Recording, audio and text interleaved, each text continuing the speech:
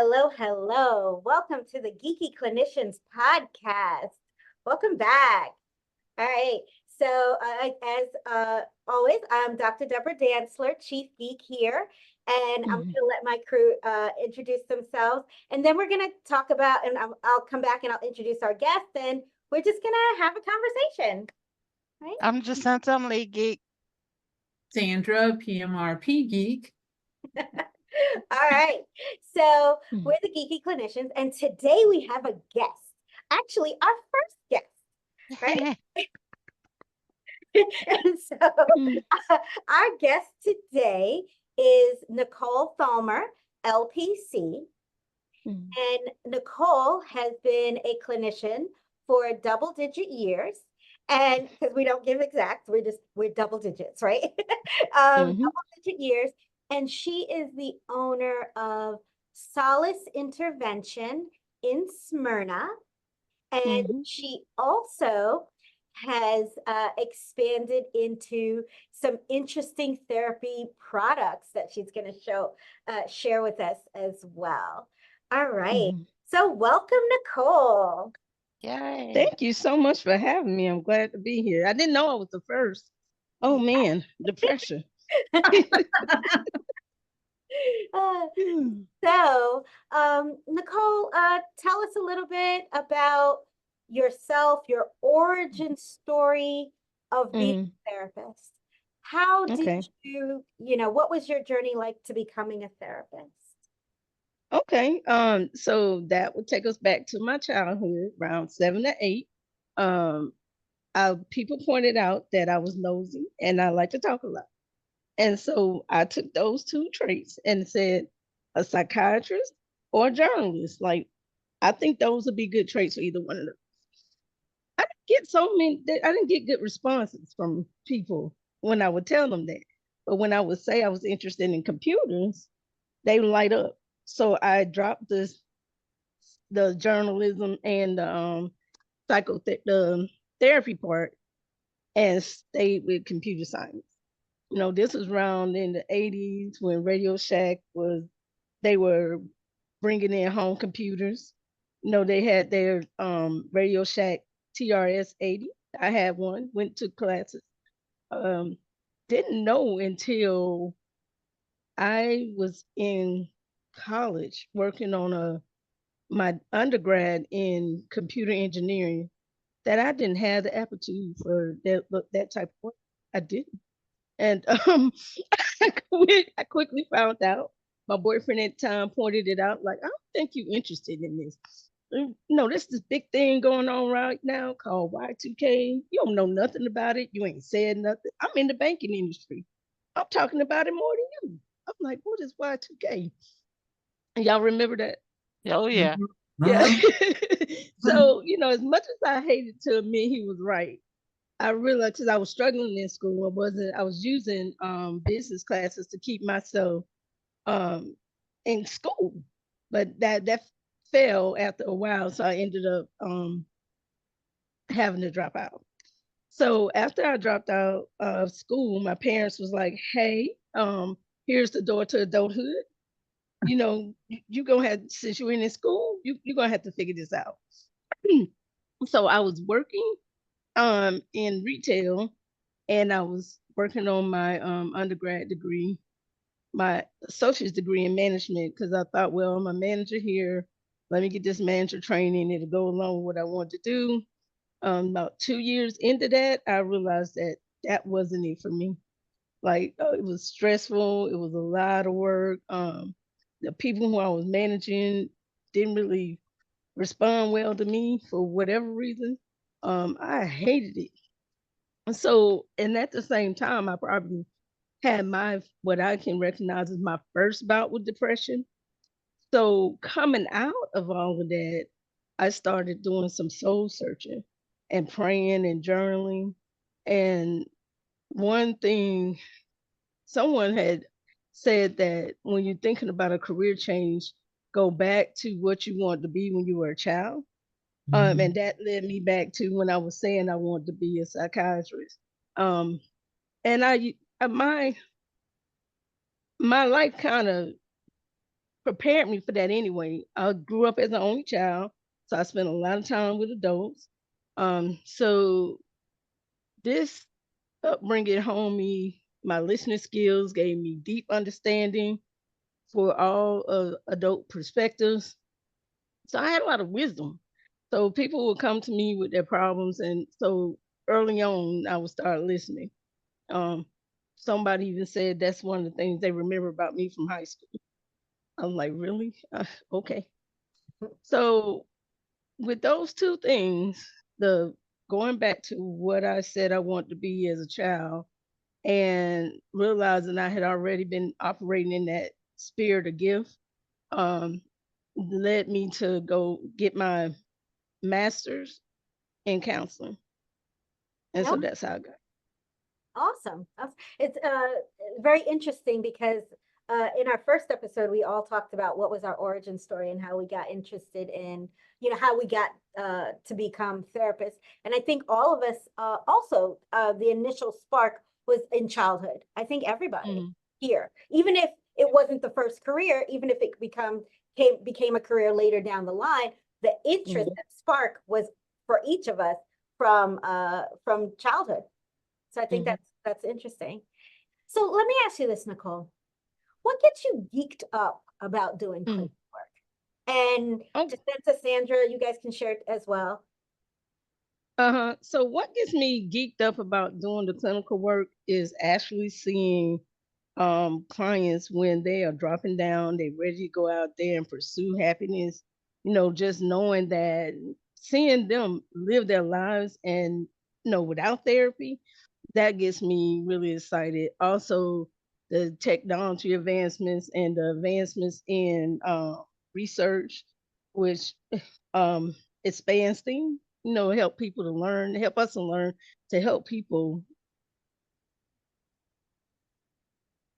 recover faster. Those are some of the things that help me, that I get excited about. Okay. Questions for Nicole? What was your greatest fear as a new clinician? What was my, say that one more time? What was your greatest fear when you were a new clinician? What was the biggest thing? One, I didn't know what I thought I didn't know what I was doing. And then I learned that really we don't know what we're doing. It takes us some years in this field before we know heads or tail anything. So yeah, that was the biggest fear. Was there anything you put in place to help you, guide you as you're going through the process of getting licensed and everything else? Well, I read a lot of books and I started going to continuing education classes while I was still working on my master's. And so I was starting to meet people working in the field, getting it, advice, and that kind of helped and guide me. And I got a lot of guidance and shaping when my last job I worked in agency.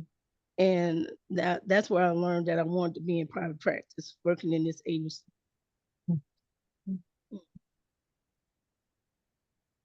What are the therapeutic approaches that you most lean toward? Probably cognitive behavior therapy. Of course, I use what I need to use at the moment, but I tend to go back to cognitive behavior. Is there any treatment, to piggyback on Jacinta, any treatment or that you would not use or you're not comfortable with exploring with the client? I don't know if I understand the question. Oh, I'm sorry. So I know there's REBT, CBT, DBT. Is there any one of those that you really would not use with your clientele base, or? Because I know some clinicians say they prefer CBT of solution focused and center over some things, and they just will not use certain modalities because of their own personal preference. Yeah. Well, I mean, I will only working with the ones that I have been trained in. Mhm. And so they kind of work together, like solution focus, motivational interviewing, Yeah. CBT, CPT. Lately I've been doing emotional freedom technique, tapping. Mm. That's helping a lot with my clients. So if I don't know about it or have any, well, I do DBT too a little bit, but I'm not certified in it. I've been trained, but I'm not certified. Um, so I use that as well. Oh, Mm. Tell us a little What about your, oh, I'm sorry, Jacinta. Tell us a little bit about your ideal clients that you Mhm. work with. Okay. My ideal client would be adult, probably somewhere between the ages of 25 to probably 40 or so, who's done a lot of work on themselves, trying to overcome past challenges. They've gotten to a point to where they're struggling and they want help on their healing journey. Um, what that looks like is a lot of clients come to me with they're struggling with anxiety or depression. A lot of times it's really anxiety that's overwhelming and causing a lot of chaos in their lives. So we spend time learning how to self-soothe and strategies for reducing anxiety. And once we get into that, then we learn when we pull back the layers, then we normally find out that there's some other type of stuff there that's causing the anxiety. Far as childhood trauma or developmental trauma, interpersonal trauma, betrayals, that type of stuff. um what would you say is what has been the single most effective CEU that you have taken? Mm. Ooh, we. So recently the EFT, learning how I took an introduction class to EFT and that's been effective. I've started using that immediately with my clients and they were seeing results in the sessions. Um, yeah, before that there was a CEU that I did on patterns, learning about how people show up in relationships. That was pretty helpful too. Have there been any that you took that after the CE was over, you went, I could have left that one on the table? Mm, I don't know if I think about them like that. I mean, because I love this work so much. I probably find something interesting in all of the classes. Um, I tend to stay away from like medication and pharmaceuticals. We have to know it, but that's not really my thing. Um, but I also know it's something I need to be aware of. Yeah. So that probably be the close going to like a class on medications and psychotropic. Mm. as a new clinician, what advice would you give as well, I'm already out, but those that are coming in, what would you Mhm. give us as advice in this journey, this career move for us? Oh, wow. So get with some people working in the field doing what you think you may want to do.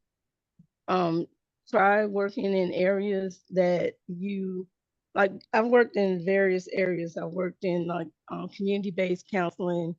I worked in IOPs, private practice, and I've also worked in an agency.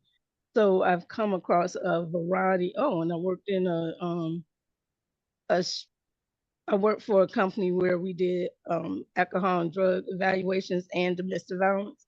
So I've seen a gamut of different type of problems, and that way that gave me um, I was able to kind of understand who I could help the best. Um, and it broadened me as a therapist. So I guess to answer your question, get like a mentor, find out what's out there. Like when I came out of my master's program, there was so much I did not know. I didn't even I did not know.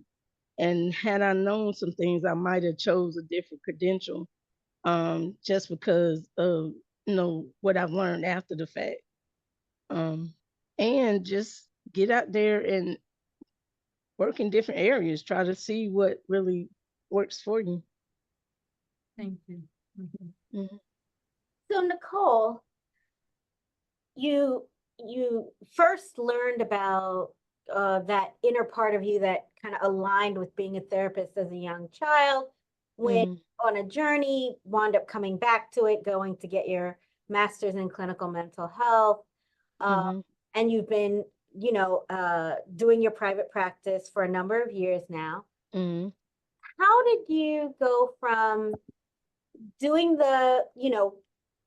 just running a private practice to Mhm. expanding into uh, clinical products? And what exactly, tell us a little bit about that journey and what the products are. Oh, okay. So, one thing I learned, like, therapy is a great tool, but when you're recovering, it's not the only tool. You need to not only have the therapy, you have to have education and also know how to self-soothe and how to reduce your emotions, how to regulate your emotions. And so seeing that therapy wasn't it needed a well-rounded approach, I started thinking about other ways to help. Like my first product that I developed was a journal, where people can write down their goals for therapy, keep up with their sessions, record their homeworks. It's called the therapy the I don't forgot the name of the journal. The therapy sidekick is what I think it is. Therapy journal sidekick. I'm sorry. So that was the first product that I offered. And then after that, I like to color. One of the things I learned, some advice that was given to me was to develop a hobby that didn't have anything to do with people. So I started coloring. And I started coloring in 2009, and I know the benefits of it. So then I developed coloring books, to help motivate people on their skill, on their journey. Excuse me. Like this one is just an encouragement. They have patterns they can color with the words with affirmations. And then the second one I did was the Self Love Club. And Love this one it. has, mhm. I said love it. Oh, thank you. Yeah, so this is the most recent coloring book. And this one I made it, I wanted to have more value. So we also have the affirmation and the patterns, but we also have portraits. And then I created, when you're in the coloring world, when you're coloring like this, you usually are coloring over a course of days and with different mediums. So, and with different colors. I mean, this is the thing. You want to have a color palette before you start your coloring page. So I have a swatch chart for people to put down their color patterns because, like, say if you started coloring today and then you don't get back to it next week, you're not gonna remember what you were using last week. So, but if you have it written down, you know, you can reflect on it. So that's this book. It has 50 pages in it, 25 images, and um 25 affirmations and patterns. And you said you can use different mediums. What mediums do you suggest? Okay. It's a personal preference. Like I think I started off with color pencils, then I went to gel pens. Um, right now I use a combination of gel pens and not gel pens, but color pencils and alcohol markers. I like alcohol markers the best because it seems like you can get through the pictures fast with the markers. Okay.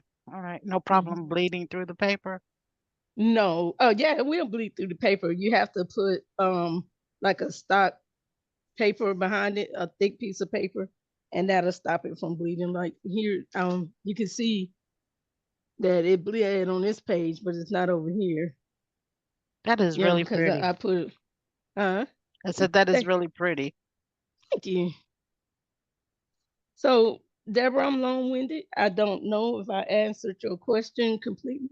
I hope I Yeah, did. no, that was great. Yeah. Um, Mm-hmm. how, and we'll put a link obviously in the show notes and everything, but how can people get their hands on those coloring books and the journal? Okay, so they're all listed on Amazon.